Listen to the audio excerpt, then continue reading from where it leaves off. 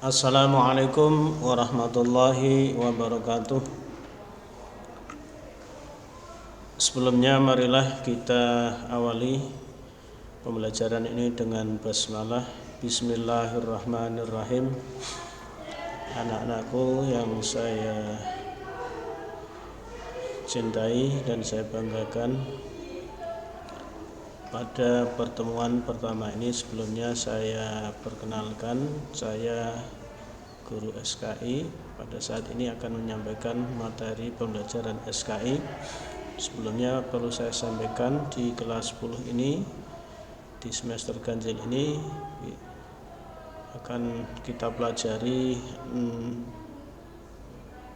7 KD yang dibahas dalam 3 bab. Bab yang pertama adalah perkembangan Islam masa Rasulullah SAW periode Makkah. Bab yang kedua, perkembangan Islam masa Rasulullah SAW periode Madinah. Dan yang bab ketiga adalah Fathu Mekah atau penaklukan kota Mekah.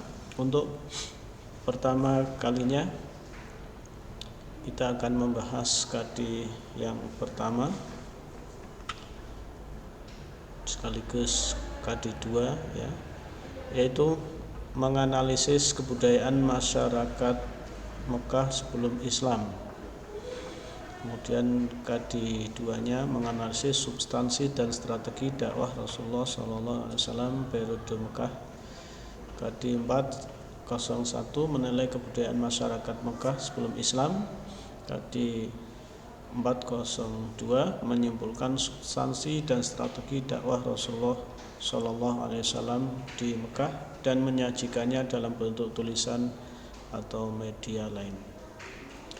Marilah kita awali pembahasan pertama, yaitu tentang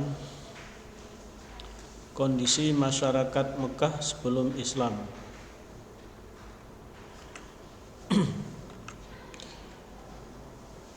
Mekah merupakan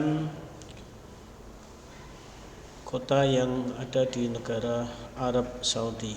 Sebutan Arab secara etimologi dari bahasa Semit yang berarti berkelana atau nomaden, di mana pada masa dulu orang-orang Arab selama musim panas akan dihabiskan oleh mereka di sekitar oase atau sumur.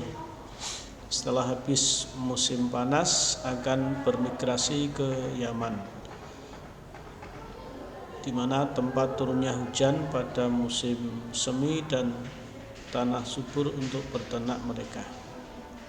Sebelum Islam ya, warga Arab terbagi menjadi 2 wilayah, yaitu Arab Badui yang tinggal di perkampungan atau di pedesaan, dan suku Hadari atau Arab Hadari yang tinggal di perkotaan. Bagi Arab Badui, mereka menggantungkan sumber kehidupannya dengan beternak, yang hidup secara nomaden menggiring ternak mereka menuju daerah yang bercurah hujan tinggi dengan mengkonsumsi daging dan susu hasil ternak, juga penghasil pakaian dan juga kemah dan perabot dan wol bulu domba. Taraf kekayaan mereka diukur dengan jumlah hewan ternak yang dimiliki ya. Sedangkan Arab Hadari, penduduk yang tinggal di wilayah subur seperti di wilayah Yaman, Taif, Madinah, Najd, Khaybar dan juga Mekah, dengan sumber kehidupan melalui pertanian, meski ada juga masyarakat yang berdagang. Tetapi sebagian besar suku Hadari adalah berdagang. Masyarakat Mekah walaupun berbeda profesi, tetapi dipandang lebih istimewa karena kedudukannya menjadi warga kota suci Mekah. Keluarga atau suku menjadi unit yang terpenting identitas dan asal suku pun juga. Anggota suku akan mendapat perlindungan, dukungan, dan kesempatan ekonomi. Itu tentang Arab Badui. Bahasa menjadi salah satu hasrat alamiah manusia, mencari keindahan yang tak dapat dilenyapkan. Puisi menjadi seni de facto di Arab. Syair epos panjang yang memuja suku dan kepahlawanan menjadi karya yang terbesar. Di antaranya 7 syair yang terhebat sebelum Islam dikenal dengan mu'allaqat atau yang tergantung. Mereka kebanyakan dipasang digantung di sisi Ka'bah. Itu gambaran kehidupan masyarakat Mekah sebelum Islam. Secara garis besar bahwa masyarakat Mekah atau masyarakat Arab sebelum Islam terbagi dalam 2 kelompok, yaitu masyarakat Badui dan masyarakat Hadari atau suku Badui dan suku Hadari. Mereka mempunyai, yaitu kalau Badui hidupnya berpindah-pindah, ya, menggantungkan hidupnya atau mata pencarinya itu bertani dan berternak. Sedangkan suku Hadari atau masyarakat yang tinggal di perkotaan, mereka mempunyai sebagian besar mempunyai mata pencarian berdagang. Bahkan perdagangan sudah mereka lakukan, yaitu ada 2 musim, yaitu ketika musim panas ke wilayah Syam dan ketika musim dingin ke Yaman. Juga terdapatnya sebuah pasar sebagai pusat aktivitas, yaitu pasar Ukas, yang digunakan sebagai sarana untuk tidak hanya untuk jual beli tetapi juga sebagai sarana untuk melakukan kegiatan-kegiatan seperti lomba pidato, lomba seni maupun yang lainnya. Itu tentang bagaimana gambaran masyarakat Mekah yang sebelum Islam. Sedangkan dari segi keyakinan, masyarakat Mekah itu mempunyai keyakinan yang bermacam-macam, di antaranya keyakinan yang tidak mengakui Tuhan. Di antaranya mereka melakukan penyembahan terhadap jin, ruh, penyembahan terhadap malaikat, penyembahan terhadap benda-benda langit seperti matahari, bulan, dan bintang.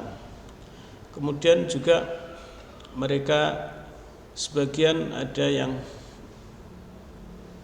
mempunyai keyakinan yaitu penyembahan terhadap berhala, di mana berhala penyembahan ini pertama kali di Mekah itu diperkenalkan oleh Amr bin Lu'ay al-Khuzai, ya, di mana ketika Ka'bah berhasil dikuasai oleh suku Huza'ah, ya, Amr bin Lu'ay al-Khuzai membawa sebuah berhala besar dari Syam yang dikenal yang disebut Hubal atau bernama Hubal, yang terbuat dari batu akik merah. Kemudian Amr bin Lu'ay al-Khuzai membuat ritual untuk mengelilingi Hubal yang diletakkan di sisi Ka'bah. Kemudian di wilayah lain juga berkembang, ya, adanya sekelas Hubal seperti Lata yaitu di Taif, Uzza di Hijaz, Mana di Madinah maupun berhala di wilayah-wilayah lainnya. Itu gambaran penyembahan berhala. Kemudian masyarakat Mekah atau Jazirah Arab pada umumnya sebelum Islam juga sudah mengenal atau sebagian menganut agama Yahudi, di mana agama Yahudi masuk Jazirah Arab tahun 1491 sebelum Masehi, ya. Ini terutama di wilayah Madinah atau Yasrib sebelumnya. Kemudian juga menganut agama Nasrani, di mana agama ini masuk ke wilayah Jazirah Arab abad keempat Masehi. Jadi itulah gambaran keyakinan yang dianut oleh masyarakat Arab khususnya Mekah sebelum Islam, di mana masyarakat Mekah pada saat itu dikenal dengan jahiliyah. Jahil artinya bodoh. Mereka bukan bodoh dari segi agama, dari segi pengetahuan maksudnya, ya, tetapi bodoh dari segi akidah dan dari segi akhlak. Mereka dari segi akidah mempunyai keyakinan yang bermacam-macam, ya, yang sebenarnya di Jazirah Arab itu sebelumnya sudah mengenal agama Hanif yang merupakan syariat dari Nabi Ibrahim, ya, tetapi akhirnya muncul keyakinan atau penyembahan yang bermacam-macam itu. Kemudian dari segi akidah, masyarakat Jazirah Arab atau Mekah khususnya memiliki kebiasaan-kebiasaan yang tidak baik, ya. Mereka suka berjudi, berfoya-foya, berzina, ya. Kemudian juga ada tradisi yang ekstrim mengubur hidup anak perempuan mereka, ya. Itu gambaran jahiliyah, ya, bagi masyarakat Arab sebelum Islam. Kemudian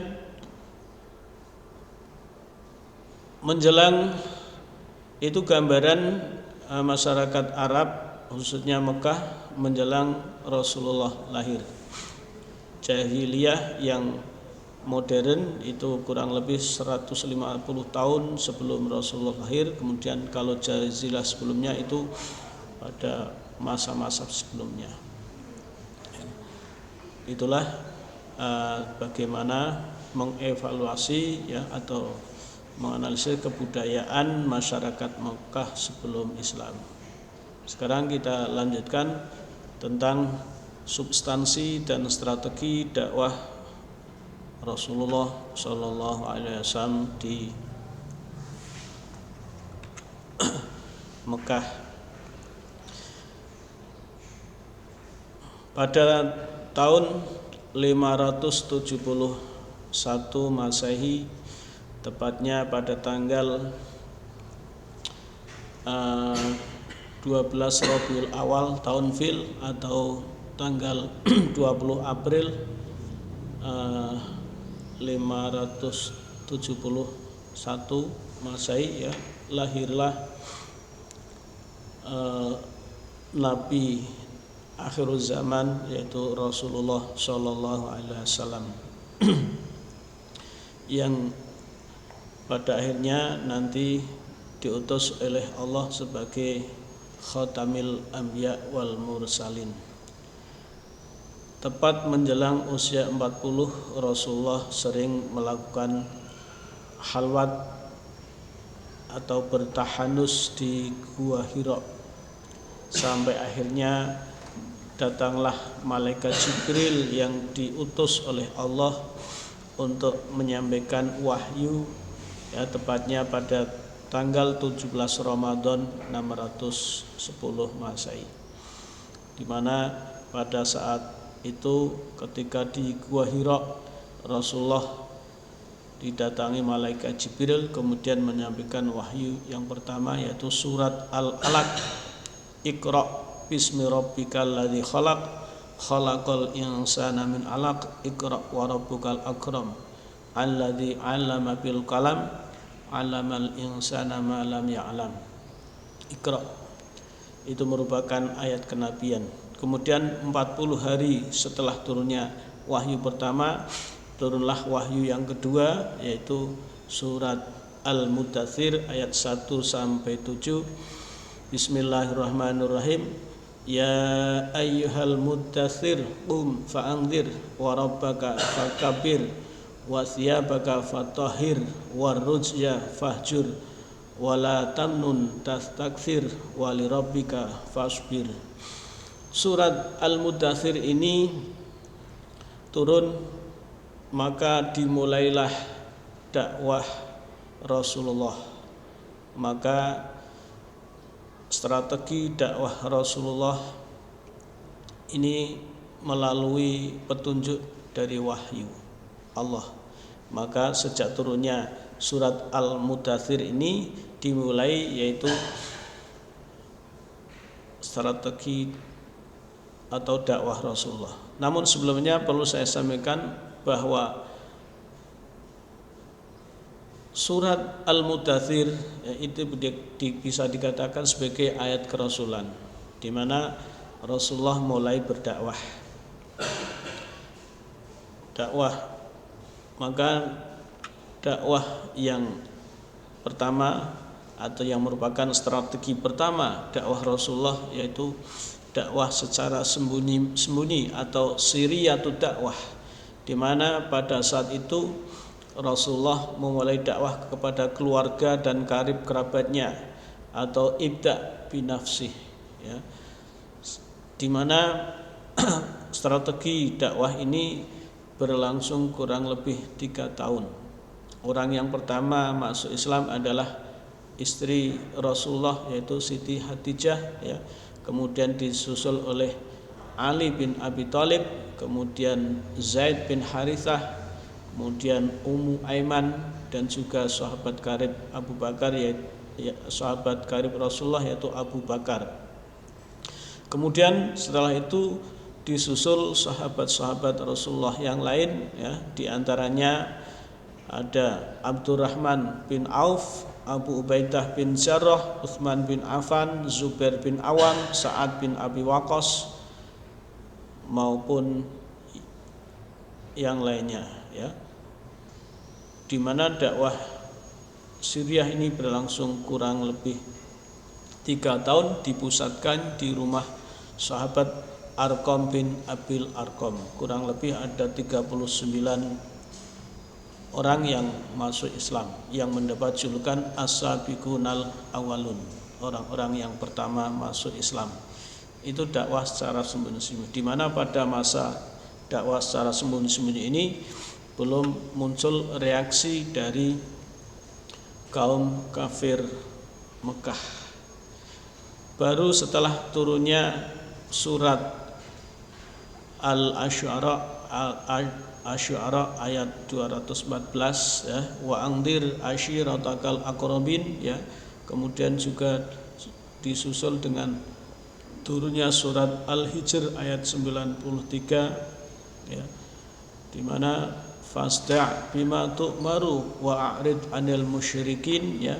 Maka Rasulullah mengubah strategi dakwahnya dari dakwah secara siriyah, dakwah secara sembunyi-sembunyi, ya, diubah dengan dakwah secara terbuka atau siriyatut dakwah, atau istilahnya dakwah secara terbuka, dakwah bijahri, ya. Maka sejak Rasulullah melaksanakan dakwah secara terbuka ini, muncul reaksi dari kalangan kaum kafir Quraisy. Rasulullah memulai dakwah secara terbuka dengan mengumpulkan orang-orang Mekah di Bukit Syafa. Kemudian Rasulullah berpidato untuk menyampaikan dakwahnya. Bahkan pada saat itu pamannya yang bernama Abu Lahab, ya, mengutuk apa yang disampaikan oleh Rasulullah, sampai akhirnya turunlah surat yaitu Al-Lahab, ya, Al-Lahab. Ini tentang bagaimana reaksi dari tokoh-tokoh Quraisy, tokoh-tokoh kafir Quraisy setelah Rasulullah melaksanakan dakwah secara terbuka, ya. Kemudian dengan dakwah terbuka ini semakin, ya, banyak orang-orang yang masuk Islam, ya, sehingga tokoh-tokoh kafir Quraisy berupaya untuk menghentikan, ya, dakwah Rasulullah. Berbagai upaya dilakukan, ya, dengan upaya untuk menghentikan dakwah Rasulullah, ya. Jadi itulah tentang strategi dakwah Rasulullah di Mekah, ya. Yang pertama dakwah secara sembunyi-sembunyi, yang kedua dakwah secara terbuka.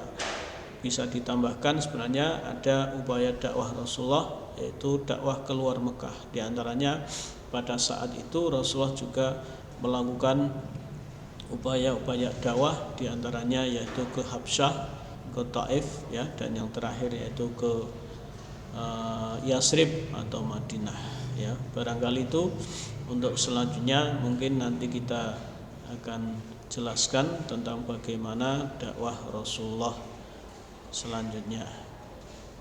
Kiranya sampai di sini dulu.